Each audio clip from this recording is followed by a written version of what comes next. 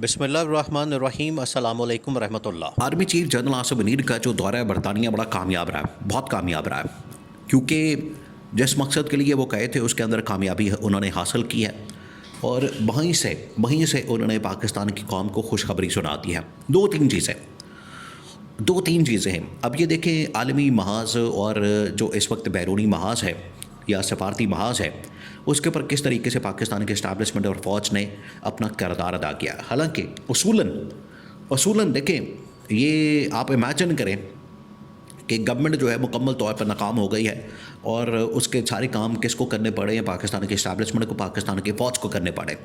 ज़िम्मेदारी और काम किसका है? पाकिस्तान की हुकूमत का। ये हुकूमतों के काम होते हैं। उसके अंदर डिफेंस मिनिस्टर मौजूद है, उसके अंदर फॉरेन मिनिस्टर मौजूद है, उसके अंदर इंटीरियर मिनिस्टर मौजूद है, उसके अंदर फाइनेंस मिनिस्टर मौजूद है। फाइनेंस मिनिस्टर का काम है कि आलमी सतह के ऊपर जाए, इन्वेस्टमेंट सरमायाकारी इकट्ठी करे। लेकिन किसको जाना पड़ता है? जनरल आसिम को जाना पड़ता है। मोहम्मद बिन सलमान से अगर पैसे की बात करनी, जनरल आसिम ने करनी है। यूएई के सदर से अगर पैसे की बात करनी है तो जनरल आसिम ने करनी है। तो फाइनेंस मिनिस्टर किस मर्ज की दवा है? उसको किस मकसद के लिए रखा? उसको यहाँ पर सिर्फ कहानियाँ सुनाने के लिए या बातें सुनाने के लिए रखा गया? वो किस लिए, किस खेत की मूली है, उसको क्यों रखा गया?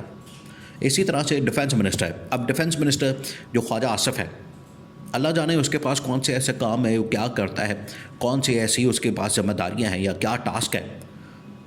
वैसे करने के काम जो है, जो वजारत के मुताबिक, उसके पोर्टफोलियो के मुताबिक बनते हैं, वो ये कि सिक्योरिटी के मामला। अब डिफेंस मिनिस्टर जो इंडिया का है वो पाकिस्तान को थ्रेट करता है, यहाँ से कोई जवाब ही नहीं आता। यहाँ पर सारे सत्तू पी के सो रहे हैं, धनिया पी के सो रहे हैं, जिसे कोई पता ही नहीं होता।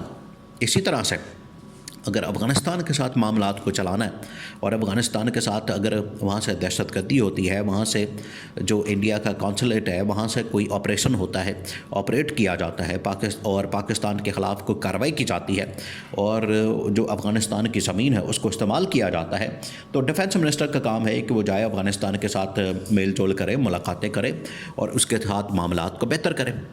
अब फॉरेन मिनिस्टर की भी ये जिम्मेदारी है। फॉरेन मिनिस्टर कौन है? फॉरेन मिनिस्टर यहाँ पर बैठा हुआ है इसाक डार को भेजा गया अमेरिका के अंदर, ठीक है। और अमेरिका के अंदर कब भेजा गया? जब तकरीबन हलफ बर्दारी भी हो गई, वहाँ पर एडमिनिस्ट्रेशन भी आ गई, वहाँ पर लोग भी सारे सेट हो गए, अब उसको भेजा गया। और अब ये 2 महीने बाद उनको याद आया, ख्याल आया कि इसाक डार को भी भेजते वहाँ पर। इसाक डार तो वैसे पिछले 1 साल से यहाँ पर बैठा हुआ है, घर ही, कोई काम नहीं, कोई काम धंधा नहीं, और फाइनेंस के मामला देख लेता है और शहबाज शरीफ जो कहता है दिहाड़ियाँ लगाने के लिए, उसके अंदर वो एक्टिव होता है। इसके अलावा तो किसी काम के अंदर वो नज़र नहीं आता आलमी महाज के ऊपर। तो आलमी महाज के ऊपर भी अगर जाना पड़ता है बजाय फॉरेन मिनिस्टर के, वो भी जनरल आसिम को जाना पड़ता है। इसी तरह से इंटीरियर मिनिस्टर, वहाँ पर अगर काम करना पड़ता है तो यहाँ पर फ़ौज या रेंजर्स आती है मैदान में। तो यहाँ पर आवे गावा बिगड़ा हुआ है, शाख पे उल्लू बैठा है, तो किसका आप हाल निकालेंगे? अजीब व गरीब मामला हो गया, दुनिया से बिल्कुल एक अलग थलग यहाँ पर सूरत हाल है। चलें, फिर भी वो अगर काम करते हैं इस्टेब्लिशमेंट वाले तो उनको क्रेडिट भी देना बनता है, हाँ, उनका जो एक डोमेन है, एक ऐसा काम है जिसके ऊपर एतराज़ उठता है और लोग उसके ऊपर एतराज़ करते हैं। पाकिस्तान के अंदर भी, इंटरनेशनली भी उसके ऊपर एतराज़ होता है। वो ये होता है कि जब पाकिस्तान की फ़ौज, पाकिस्तान के इस्टेब्लिशमेंट, पाकिस्तान के मामलात, सियासी मामलात के अंदर जब मुदाखलत करती है तो उसके ऊपर ऑब्जेक्शन आता है, उसके ऊपर लोग एतराज़ करते हैं, उसके ऊपर लोग बात करते हैं या तनकीद करते हैं, ये होता है। अच्छा, अब ये पहुँचे हैं वहाँ पर बरतानिया के अंदर उन्होंने जो मुलाकातें की हैं जो बरतानवी गवर्नमेंट के साथ या बरतानवी इस्टेब्लिशमेंट के साथ, बरतानवी फ़ौज के साथ उनकी जो मुलाकातें हुई हैं, उसके अंदर जो है वो यूक्रेन के मामले से लेकर जो यूरोपीय यूनियन के मामलात हैं। अब आपको पता है जब इमरान खान के ख़िलाफ़ ये इंतकामी कार्रवाइयाँ हो रही थी, इमरान खान को जेल में डाला गया और यहाँ पर सिविलियंस का मिलिट्री ट्रायल, फिर उसके बाद इमरान खान के वर्कर्स का मिलिट्री ट्रायल किया गया, तो यूरोपीय यूनियन सबसे पहले मैदान के अंदर आया। यूरोपीय यूनियन ने सबसे पहले ये बात की थी कि पाकिस्तान में जो मिलिट्री ट्रायल किया जा रहा है इसको हम नहीं मानते। सबसे पहले यूरोपीय यूनियन ने आवाज़ उठाई।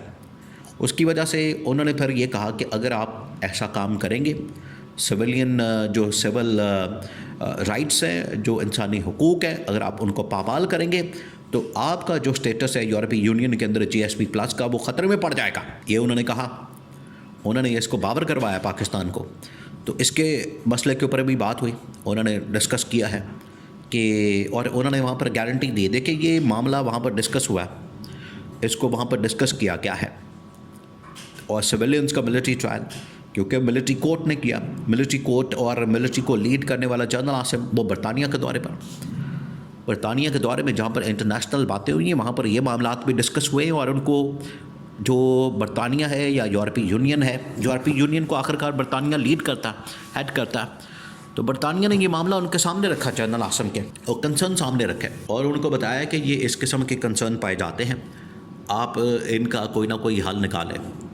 अब जो सबसे बड़ा मसला जो डिस्कस किया गया वो ये कि इस वक्त यूक्रेन का जो फड्डा पड़ा हुआ है, यूक्रेन को अब सॉल्व करना है। अब आप देखें कि पहली बड़ी जो पेशरफ्त हुई है, यूक्रेन का जो सदर है उसने इस्तीफ़ा देने का ऐलान कर दिया। एग्रीमेंट उसका एक किस्म का सामने आ गया, उसने रजामंदी जाहिर कर दी है कि ठीक है, अगर मेरे जाने से मसाइल हल हो जाते हैं, मसला सॉल्व हो जाता है, तो मैं घर जाने के लिए तैयार हूँ, मैं छुट्टी कर जाऊँगा। तो ये पहली पेशरफ्त। इसका मतलब है कि वहाँ पर जो आर्मी चीफ पहुँचे जनरल आसिम, और वहाँ से यूक्रेन के सदर को फारिग करना, और उसके बाद वहाँ पर जो पाकिस्तान की फ़ौज को अमन मिशन के तौर पर तैनात करना, ये बड़ा ज़बरदस्त काम है। ये दुनिया में पाकिस्तान की फ़ौज को अमन मिशन के तौर पर इस्तेमाल किया जाता है, उनको वहाँ पर यूज़ किया जाता है, और पाकिस्तान उसमें बड़ा रोल प्ले करता है। तो वहाँ ये पहला आगाज़ हो गया। इसके अलावा वहाँ पर जो सऊदी अरब के अंदर सेटिंग हो रही है, मुलाकातें, मीटिंग्स हो रही हैं, जिसमें रूस के और अमेरिका के जो नुमाइंदे हैं वो सारे शामिल हैं, और उनके अंदर अमेरिका और रूस के नुमाइंदों के दरमियान जो इस वक्त मुज़ाकरात हो रहे हैं वो आगे बढ़ रहे हैं, और ये उसी का नतीजा है कि जो पहली डेवलपमेंट हुई है कि यूक्रेन के सदर का इस्तीफ़ा वो आ जाता है, तो उसके बाद बाकी मामला चल पड़ेंगे। तो ये बहुत बड़ी कामयाबी है पाकिस्तान के लिए भी, और पाकिस्तान की आलमी सतह के ऊपर जो आइसोलेशन है उसको ख़त्म करने के लिए, पाकिस्तान की फ़ौज का इमेज बिल्डअप करने के लिए, उसको बेहतर करने के लिए। और हालांकि पीटीआई का जो चैप्टर है उनके ऊपर मुकदमे की बात कर रहा है 26 नवंबर के मामले पर, कि 26 नवंबर का जो मामला हुआ, जो वाक़या हुआ, वो सारा इस्टेब्लिशमेंट ने करवाया, और इसका सबूत जो है वो तो शहबाज शरीफ ने खुद दिया है। शहबाज शरीफ का जो स्टेटमेंट है वो उनके गले पड़ चुका है। तो शहबाज शरीफ से तो जान छुड़ाना चाहते हैं, काम के है कोई नहीं ये लोग, उल्टा इस्टेब्लिशमेंट को, फ़ौज को इन लोगों ने इस मामले के अंदर फंसा दिया।